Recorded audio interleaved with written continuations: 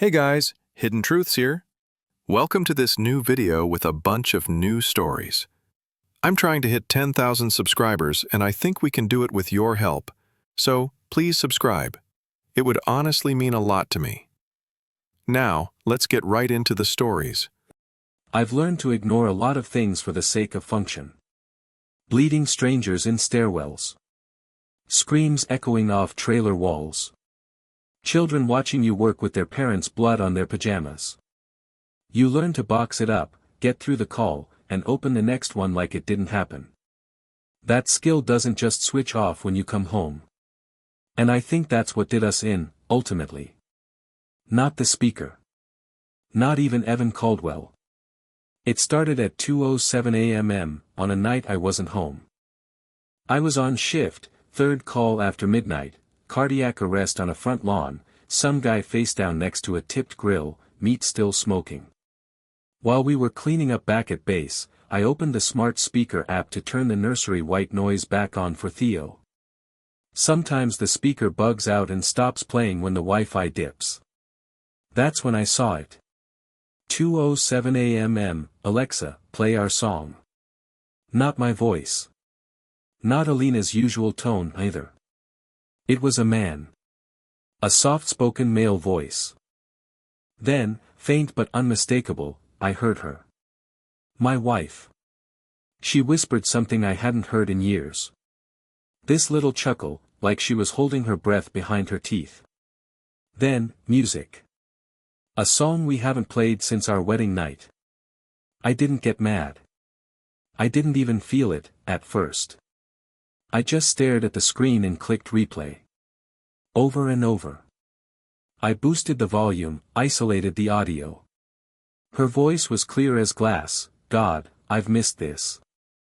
That's when my stomach turned, but not with rage, more like a medic's gut when something doesn't line up.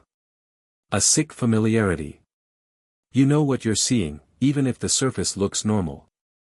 That was 3 months ago. You'd think I'd have stormed in. But that's not how we operate. We're trained to observe before we act. So I screenshotted the voice history, exported the log, tagged the GPS pin on our home router from that exact moment. That's how I functioned, not as a husband, but like a witness. That night, I drove home after shift, brought the kids to daycare early, kissed Alina on the cheek, and said nothing. I needed to know.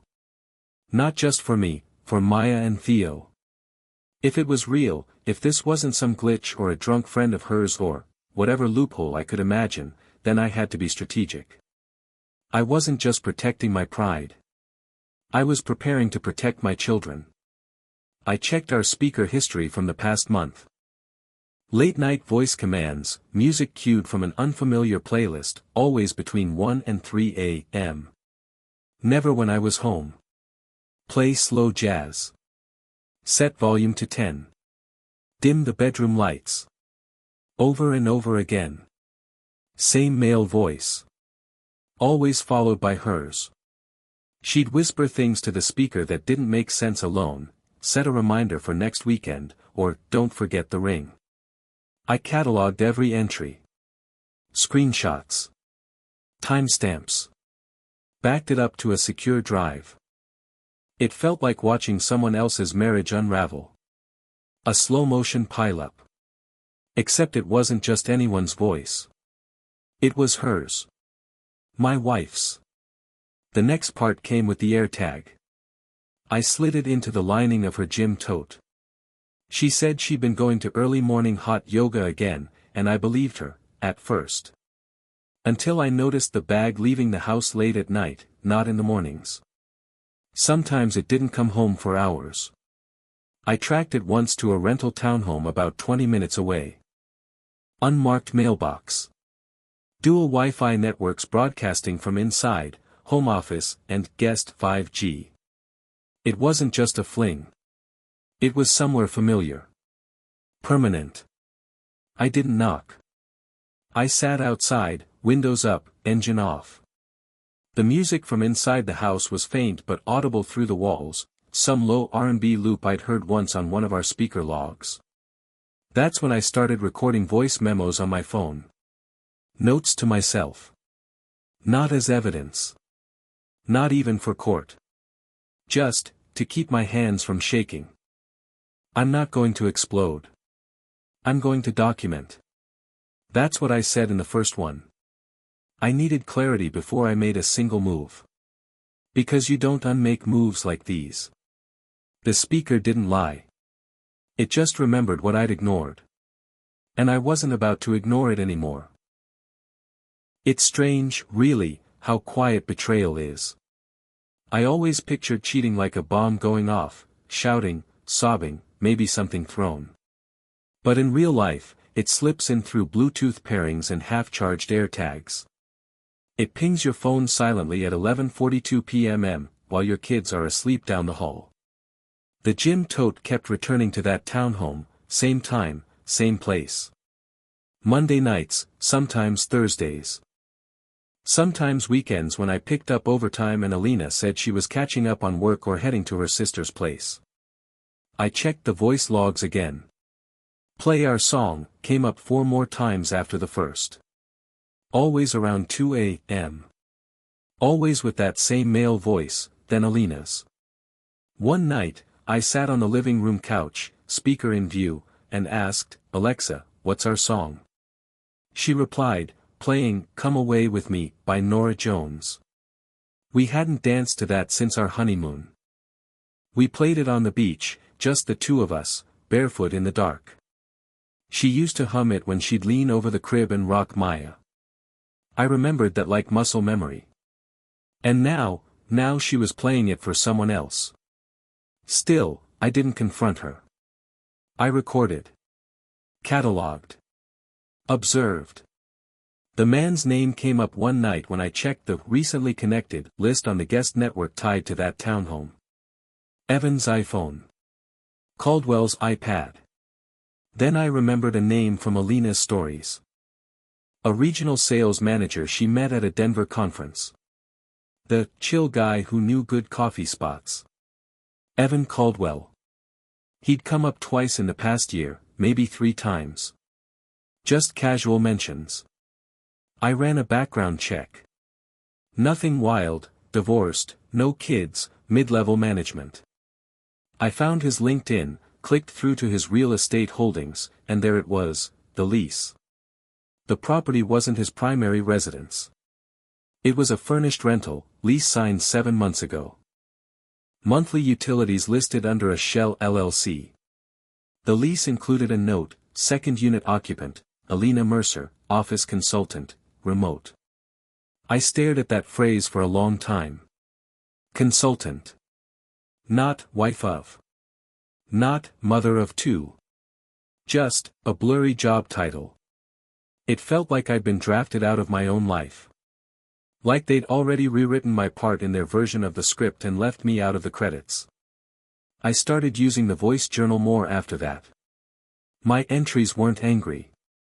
They were detailed. Clinical. Like I was triaging a slow bleed I couldn't quite clot.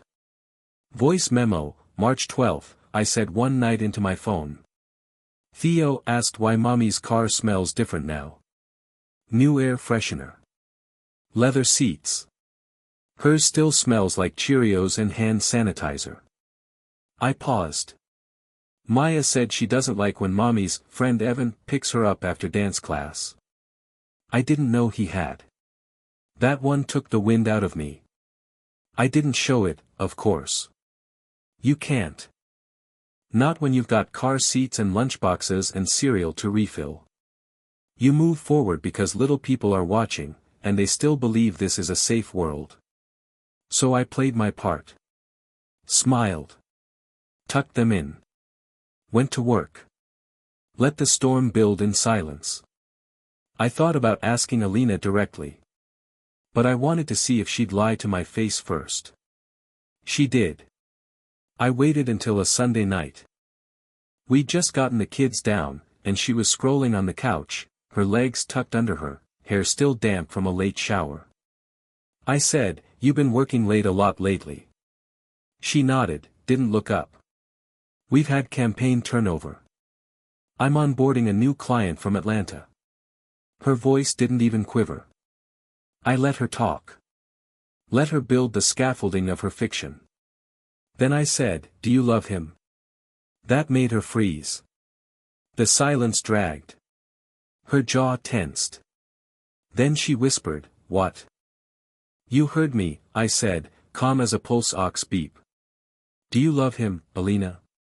She looked like someone had unplugged her from the room. Eventually, she said, "I didn't mean for this to happen." No denial. Just that. "I felt invisible," she said. "Like a single parent, like a ghost in my own house. You're always saving someone, and I needed someone to save me." I didn't shout. Didn't curse. I just asked, "And so you made plans to disappear?" She started crying. Called it a mistake. Said maybe this could be a reset. "We can try therapy. We can fix this." I said, "We can go to therapy. But I'm not sure what we're fixing. You already started over without me. We've been sleeping in separate rooms ever since. Some nights I still hear the speaker play at low volume from the master bedroom. I don't go in. I just record another memo. Every detail. Every date. Every ping. I'm not building a case against her. I'm building a life raft for the kids. Because this marriage isn't broken. It's abandoned. And the echoes of it are all I've got left." People ask if it's harder being a paramedic when you have kids. Yes. But not in the way you think. It's not the blood or the trauma. It's what comes after. It's holding your daughter's hand while she sleeps and realizing the same age child just died on your stretcher an hour ago. It changes how you respond to everything. You learn to stay calm even when everything inside you is begging to fall apart.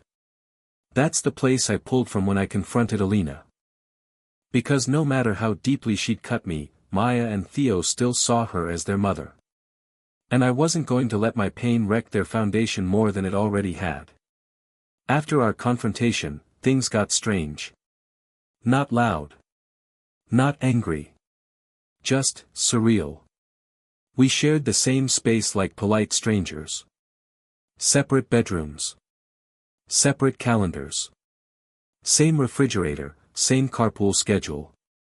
She started spending more time at home, suddenly interested in game nights, school emails, folding laundry on the couch with soft music playing in the background. It felt like she was trying to reenact normal. But for me, it was like watching a paramedic work a body that's already gone. You can go through the motions, shock the chest, call out for signs of life. But at some point, you have to call it. So I started preparing. I created a log, dates, AirTag pings, speaker history, GPS coordinates. Not as revenge. As protection. I reached out to a lawyer. Quietly. Then we went to counseling. That was a new kind of pain. She cried in the first session. Said she felt like I'd vanished. Like I was married to the job. That she'd been raising 2 kids with a roommate. That Evan had seen her. And I sat there, nodding, holding my breath so I didn't laugh or scream. I thought about the overtime I picked up to keep us out of debt. The nights I slept in my car between shifts because I couldn't wake the baby while Alina had deadlines. I thought about all the times I'd patched someone else's husband together and walked through the door pretending not to smell death on my clothes. She said I was emotionally distant. And maybe I was. Maybe I forgot how to speak in anything but triage language. But I was here. I was here when Theo had RSV. When Maya had nightmares. When her mom passed and she didn't leave bed for a week. I didn't get a chance to be seen. I was too busy carrying us. She said, I needed more. I said, you built a second life instead of asking for help. And she said, I didn't know how. We left the office in silence. That night, I tucked the kids in and went to my room. Same house. Different orbit. I kept documenting. Not in a paranoid way. In a parental way. Because I knew where this was going. And if custody ever came into question, I needed to show the court who had been steady. Alina wasn't cruel. She still packed lunches. Still kissed the kids goodnight. But it all had the texture of guilt. She wanted forgiveness. But not the kind you earn. The kind you ask for and assume you deserve. I couldn't give her that. Especially when I started noticing new gaps in her routine again.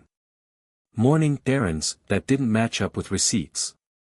A dry cleaning drop-off 2 cities away. A new key fob on her ring. I tracked the air tag again. Back to the same rental townhome. Like therapy had been a formality. A cooling-off period until she could reset her exit plan. That's when I shifted focus. No more trying to understand. Just protect the kids. Prepare the ground. Then something unexpected happened. One Thursday afternoon, I got a Find My ping that my AirTag had left the townhome and was now moving across town. The address? A local cafe near the public library. I drove there, thinking maybe I'd find Evan. Maybe even Alina. But instead, I found her. A woman standing outside the cafe, holding her phone up with the same lost item screen glowing. Looking confused. Angry. Hurt. She looked up and met my eyes like she already knew. AirTag? I asked. She nodded. Yeah. Yours? I nodded back. Yeah. We stood there in the sun, holding our secrets like they might spill out if we moved too fast. She exhaled and said, "You must be Kyle." I blinked. "And you must be Nora," I said. She nodded. "Nora Caldwell. Wife of Evan." And just like that, the bottom fell out of whatever foundation I thought I had left. We didn't sit inside the cafe. Too many people. Too much noise. Too many opportunities to lose control. Instead, Nora and I walked around the side of the building and sat on a low brick planter in the shade, side by side, both of us holding our phones like they might protect us. Neither of us spoke for the first minute. Just deep breaths and the heavy realization of what it meant to meet like this. She broke the silence first. "I thought maybe I was going crazy," she said. "Then I found the other network on the Wi-Fi, guessed 5G, and someone named Alina was paired to the speaker." I nodded. "That's my wife." "Yeah," she said softly. "That's what I figured." The quiet stretched again, but it wasn't awkward. It was grief. The kind that settles into your bones before your brain can fully catch up. I said, "I've known for a few months. I haven't told the kids. I'm building a case for custody." She gave a small laugh, bitter but not sharp. "Same. I found Evan's lease addendum last week in a file labeled Q1 expenses. Buried under demo invoices." She pulled up a screenshot and handed me her phone. There it was. Rental Agreement Amendment. Unit 3B, Spring Hollow Townhomes. Additional Office Consultant, Alina Mercer. Position, Remote Advisor, Workspace Optimization. I stared at the screen, pulse thudding in my ears. "This wasn't just an affair," I said. "It's a relocation." She nodded. They were planning to move in together. After the holidays. The pieces clicked into place with nauseating clarity. The errand runs, the therapy smokescreen, the suddenly sweet domesticity. She wasn't rebuilding us. She was soft launching them. I looked at Nora. She looked composed, but her foot kept tapping. Not in impatience, more like survival. They were going to move 2 states away, she said. New start. New jobs. Clean slates. Evan's company opened a satellite office in Charlotte. He put in for the transfer in June. Before I even heard the first speaker log. He told me we'd take a vacation in January, she said. Just the two of us. A reset after a hard year. I nodded slowly. Alina said the same. It wasn't a coincidence. It was a script. We shared timelines. Speaker logs. Calendar overlaps. Her screenshots matched mine down to the hour. His Venmo payments for rideshare pickups in our city. Alina's out-of-town strategy sessions that lined up with Nora's solo weekends at home. We were footnotes in their version of the story. I don't think she's a bad mom, I said, almost to myself.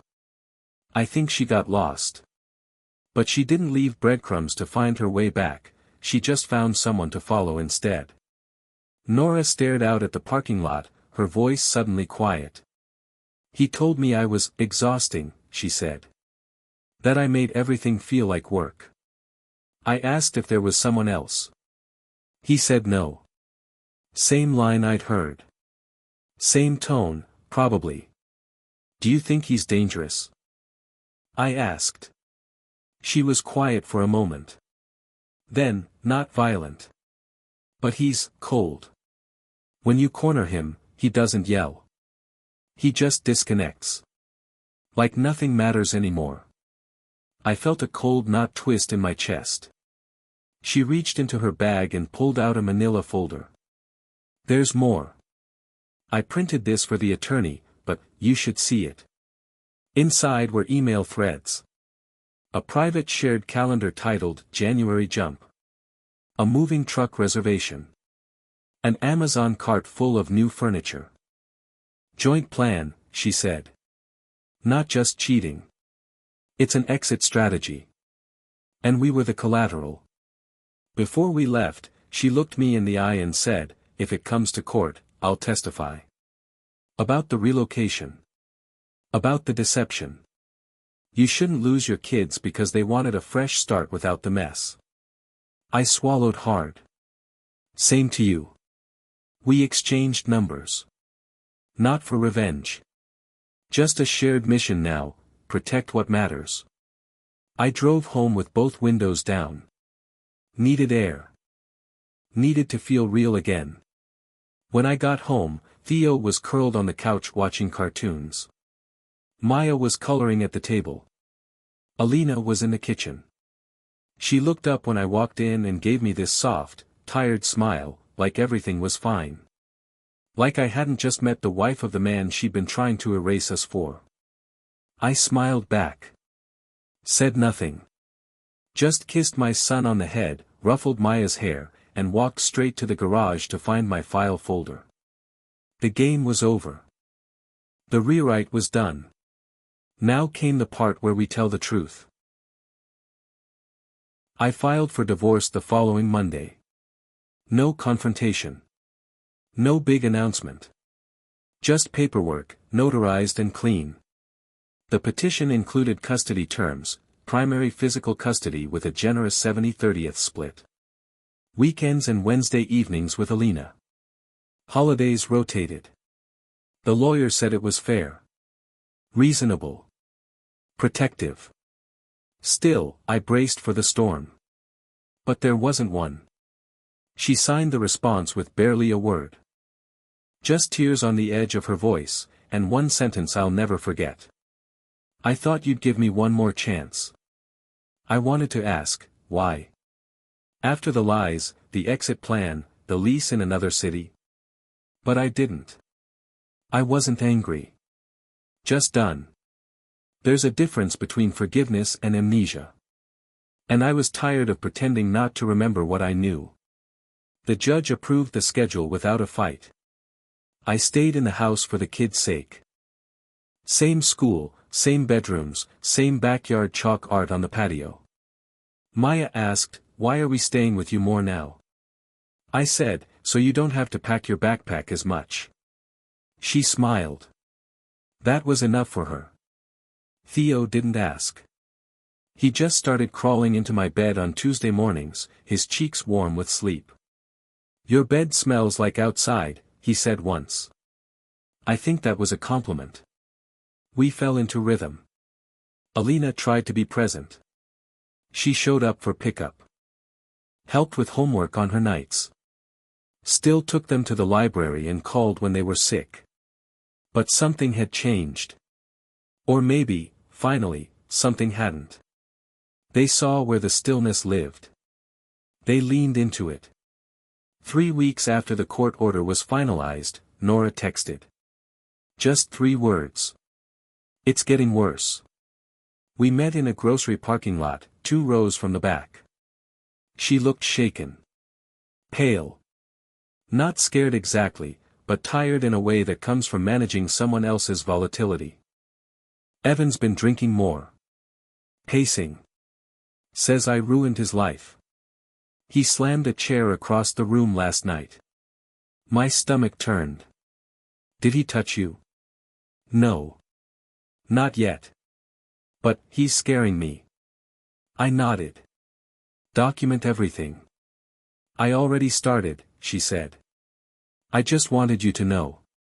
If something happens, if he shows up at your place, just, be ready. She didn't cry. Just tightened her coat and left. 2 nights later, my phone buzzed at 12:38 a.m. It was Alina. She never called that late, not anymore. I picked up. All I heard at first was her breath. Shaky. Like she'd run from something but hadn't stopped moving. I said, "Where are you?" "Parking lot," she whispered. "Behind the Target." I didn't know who else to call. "Are you hurt?" "No. Just scared." I was out the door in 60 seconds. When I found her, she was curled in the passenger seat of her SUV, keys still in the ignition. Her mascara was smudged. Her mouth was trembling. She didn't try to explain. Just handed me her phone with a string of texts from Evan. Angry. Erratic. Accusing her of betrayal. Calling her weak, a parasite, a failure. The last one said, "You don't walk away from me. You don't get to erase this." I took a photo of every message. Then I said, "You need to file. Not for you, for the kids." She nodded. I didn't hold her. Didn't console her. I just sat on the curb while she cried into her coat sleeve and filed the protective order from her phone. It took 20 minutes. She clicked submit with shaking fingers. Then she looked at me. "I'm sorry," she said. "I didn't know it would end like this." I said nothing. Just looked out across the parking lot, where the light shimmered across rain puddles that hadn't dried since dusk. "You don't need to forgive me," she said. "I know," I replied. "And I meant it. We're not together. We won't be. But she's still the kid's mom. And I want her to be okay, for their sake. We keep communication short. Polite. Direct. And when the kids sleep, I sit in the quiet and sometimes stare at the speaker sitting in the kitchen. It still works. I haven't reset it. One night, a week after the protective order was granted, I asked it. "Alexa, play our song." It blinked for a moment, then replied. I can't find a song linked to that request. I didn't try again. Because some memories don't need soundtracks. They just need closure. Homes remember things. Smart devices. Log files. Bluetooth pairings. Playlists queued at 2:07 a.m. They don't ruin marriages. They just stop whispering the lies we've taught ourselves to live with.